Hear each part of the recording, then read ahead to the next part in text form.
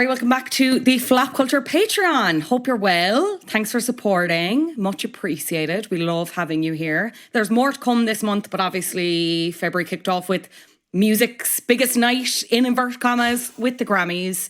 And I've brought in the only other person that cares about this night. It's his Stop Pods, Cian Sullivan. Hello, Cian. How are you? I was saying to you off mic, I'm so happy you're doing this. Normally I watch this on my own and I'm just like scrolling on my phone being like, oh, Beyonce should have won.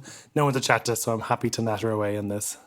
Well, I think that Flop Culture listeners are all for this as well, because I did ask for some takes on Instagram and people have been providing, but we'll get into that a little bit later on. What are your kind of immediate takeaways from the ceremony? Do you always watch? Because I was saying to you off mic, this is the first year that I've watched like all the way through the whole ceremony for a very long time. And I thought it was good. I actually thought it was a good year for the Grammys.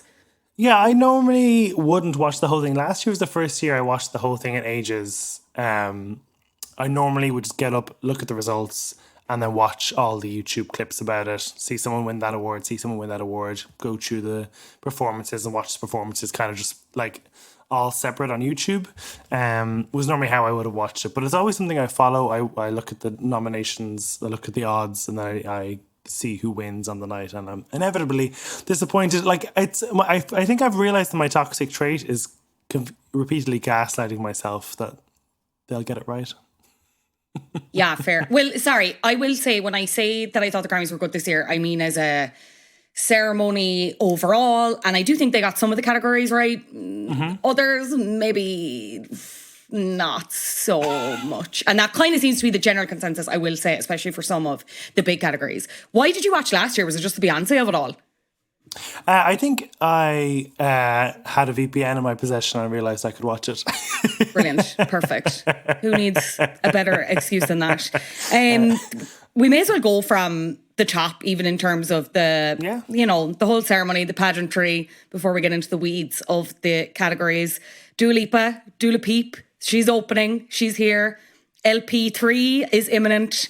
She opened with this kind of medley of the new single Training Season, Dance the Night, and Houdini.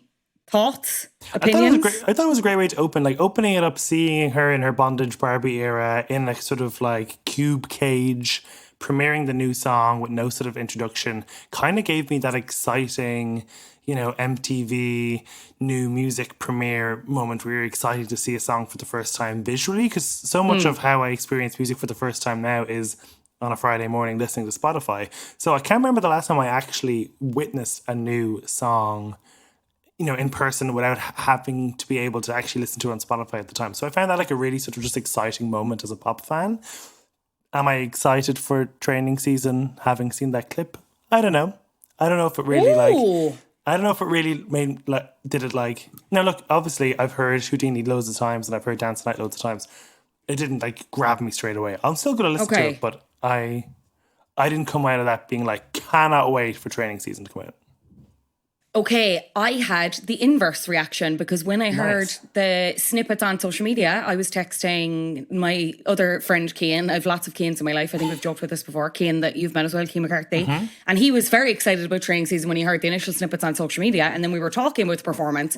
And I said, I think I'm kind of more on board now. I think the production is more interesting than I thought it would be on the verses. Like I'm kind of back in now. And he was like, I don't know. So he had the same reaction as you, which is interesting. I like Houdini. I think it's proven to be more earwormy than people are maybe giving it credit for.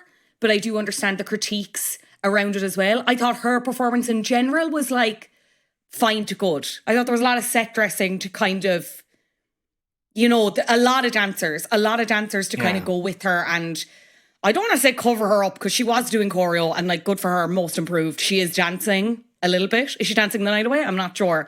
But yeah, I thought like good. And like ballsy to open it with a song that respectfully nobody fucking knows yet, Yeah, 100%. No, I just want to be too critical of it. Like, I think she did a good job. No, you could be too critical. It's fine. Maybe I'm being too complimentary. No, but like, I'm worried that how I described it was too critical than my actual experience of it, which was like, okay, this isn't grabbing me, but I'm still excited. I'm still on board to listen to it for the first time when it comes out. Which, do we know when that is? No. Okay. Sorry to put you on the spot on that one. But no, like you said about the dancing, Trevor Noah, who we cannot talk about if you don't want to, then described her as a performer of a generation. And I was like, girl. I mean, she's great and all. We love Dua Lipa, but girl, don't lie to my face like that. Trevor Noah was saying a lot of things. A lot of things. And I said this to you in a text before we were recording. I was like, I'm not talking about Trevor Noah because, look, don't get me wrong, hosting awards shows is in a really weird moment in time where like nobody can do a good job and it's not really fun. And like, I don't necessarily think it's not that I think he was bad, but it's certainly not my style. And I think there was a lot of lick arsery. I think, okay, if you're going to tell jokes, but you're like among the celebrities and it's just like, oh my God, applause for you. You're brilliant. Yes, you're all brilliant. Okay.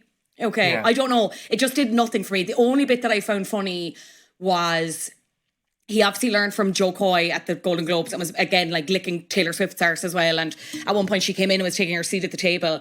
And he was like, all the tables around their table, like their economies are just skyrocketing now because of Taylor. And then he said Lionel Richie has become Lionel Wealthy. I was like, that was good. I'll give you that, Trevor. And then every other moment I had to 10-second fast forward through. I couldn't do it. I couldn't listen to it.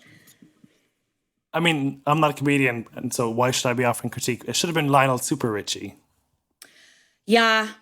Okay. I like Lionel Wealthy. I didn't have an issue with Lionel Wealthy. I definitely learned from Joe Coy. He didn't pick on any of them. I think that was fine, and I think that worked better because he got a better reaction from the crowd.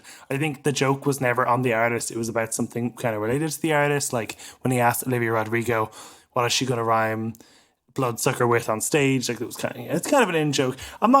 Did I smile at times? Yeah, but like when he was blowing smoke up the arses, I was rolling my eyes. What did he call Ed Sheeran? Performer of a generation? Everything was of a generation. I fast forwarded through that because if I'd heard that, I actually think steam would have started coming out of my ears. I think just when he was like either trying to remember the next joke or trying to fill time, he would just be like performer of a generation to that person, songwriter of a generation. Like everything was of a generation, and I was like, okay, I'm not convinced by this. Also, nothing screams American more than the fact that this was held in the crypto.com arena. I know. Depressing. Are we not even trying to hide capitalism at this point? No. We're just wearing it around our necks. Really makes Super Valley Park or whatever the fuck they're on about calling it in Cork like a mecca, you know what I mean? Then we had our first win of the night after Trevor decided to shut up. Miley Cyrus, our fave, one for best pop solo performance for Flowers. She beat off Doja Cat, Paid the Town Red, Billie Eilish, What Was I Made For, from Barbie, Olivia Rodrigo, Vampire, and Taylor Swift, Anti-Hero. Thoughts? Her first Grammy.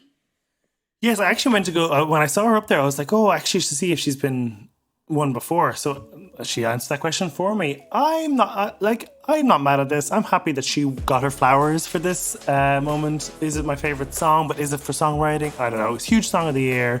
She's so charismatic. I thought she really seemed genuinely happy that she won it. But her best performance of the night is still coming when she actually performed. But yeah, I'm not mad at this.